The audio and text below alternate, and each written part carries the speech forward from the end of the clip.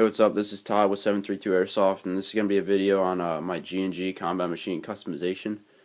I'll just get right into it. I have three upper receivers that all work with my G&G combat machine, and they're very cost-effective and very convenient to have more upper receivers other than getting a new gun completely, because you can go from CQB to field very quickly and probably for about a quarter of the price.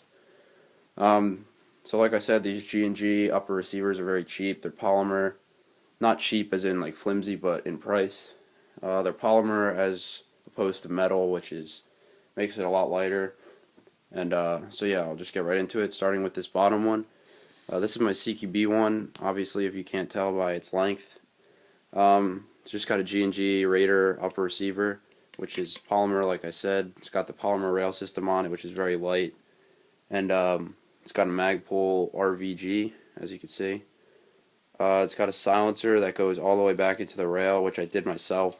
And I hollowed it out so it kind of acts as a Noveske, which is pretty cool. If you want to see how I did the silencer, just PM me or leave a comment and I'll make a separate video on that. So yeah, inside I got a GMP hop-up, I believe. It's not G&G because it's metal and G&Gs are plastic. I'm not positive what it is, but I think it's GMP. This is a JG MP5 barrel, which obviously isn't the best barrel, but it's what I had laying around. It's the only one that was the right length for this receiver. So yeah. Moving on to the next one. This is a G&G upper as well, which as you can see I painted tan and then snake skinned in black, which I think looks pretty cool. It's got a flip up sight on the back right here, which is GMP. Inside I've got a G&G stock barrel and a G&G hop up. This is the regular M4 handguard, and it has a rail on the top, which you'll see why a little bit later.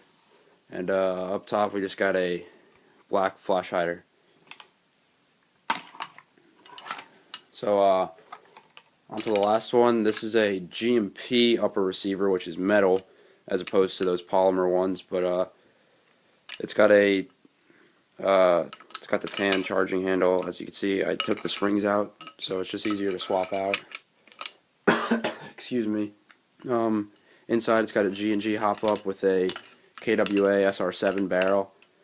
So yeah, G&G hop up bucking as well in all of these, I think.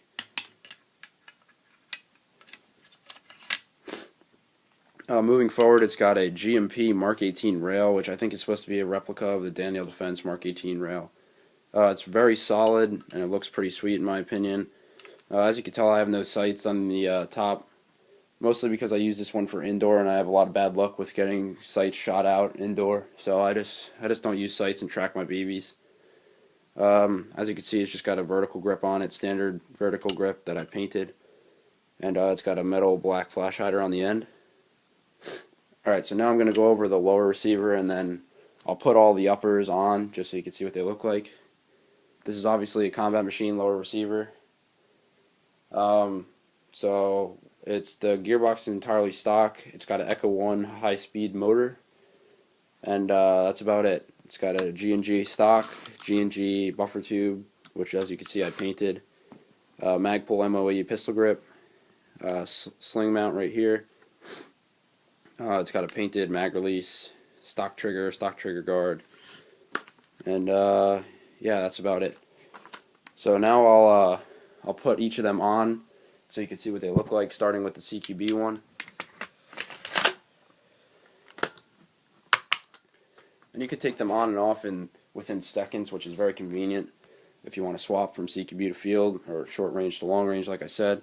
So here's the CQB one, just to see how it looks, and it's very short, compact, and very light because it's all polymer. So yeah, that's the one that I use mostly indoor. Now going on to the Mark 18.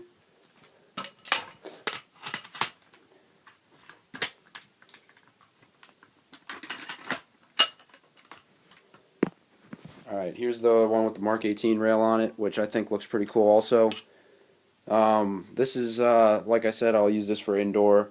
Not so much outdoor, but I don't know. It's just preference of if I want to use this one or the short one for indoor. So yeah, I'll switch that up on a day-to-day basis.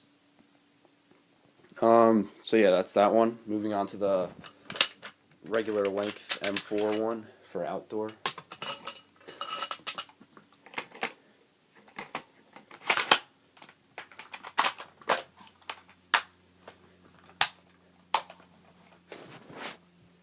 Alright, so here's how this one looks. It's got a nice two-tone to it, which I think looks pretty cool. I think aesthetically it's the coolest looking out of the three.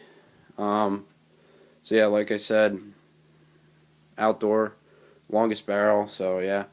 I've got the rail on top of here, and I also have empty rails on top of all my guns. I'll explain the reason for that right now. I have this flashlight right here with a offset ring mount. It's a Evike 501B flashlight. I think it's like 30 bucks. It's a great buy. It's got a pressure pad right here, which I actually hooked through the mount, so it lines up right behind it like that. So here's just so you can see how bright it is. But so yeah, you might notice there's Velcro on the back of the pressure pad.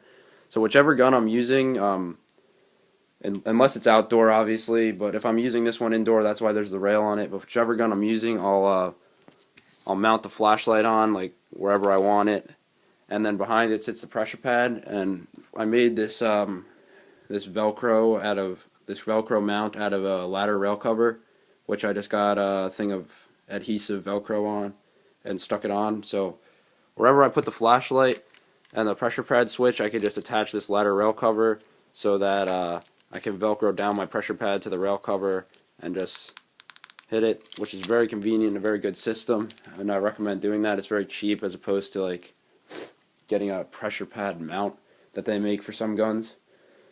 So yeah, that's been everything, I think. If you have any questions about any of these builds, please PM me or leave a comment, and I'll get back to you as soon as possible. Thank you for watching. This has been Ty with 732 Airsoft. If you liked it, leave a thumbs up. See you later.